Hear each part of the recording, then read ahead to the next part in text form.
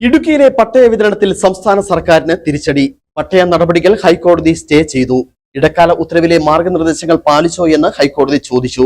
ഇക്കാര്യം chief secretary ബോധ്യപ്പെടുത്തണമെന്നും division bench വ്യക്തമാക്കി.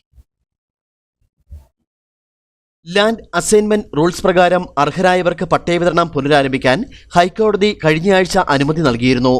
പട്ടയ വിതരണ നടപടികൾ 2024 ജനുവരിയിൽ പുറപ്പെടുവിച്ച ഉത്തരവിൽ ഭേദഗതി വരുത്തിയായിരുന്നു ഡിവിഷൻ ബെഞ്ച് ഉത്തരവിട്ടത്.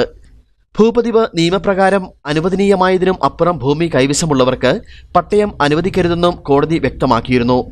എന്നാൽ കോടതിയുടെ ഈ മാർഗനിർദ്ദേശങ്ങൾ ലംഘിച്ചാണ് പട്ടയ വിതരണം നടത്തിയത് എന്ന് ചൂണ്ടിക്കാട്ടി ഹർജിക്കാരായ വൺ എർത്ത് വൺ ഇന്ത്യ കാര്യങ്ങൾ കോടതിയിൽ വിശദീകരിച്ചതിന്റെ അടിസ്ഥാനത്തിലാണ് പട്ടയ വിതരണം നടത്താനുള്ള ഉത്തരവ് സ്റ്റേ ചെയ്തത്.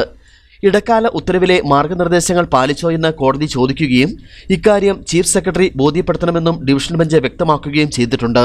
അതിനുശേഷമായിരിക്കും പട്ടയം നൽകുന്ന കാര്യം കോടതി വീണ്ടും പരിഗണിക്കുക. News desk, Idukki vision.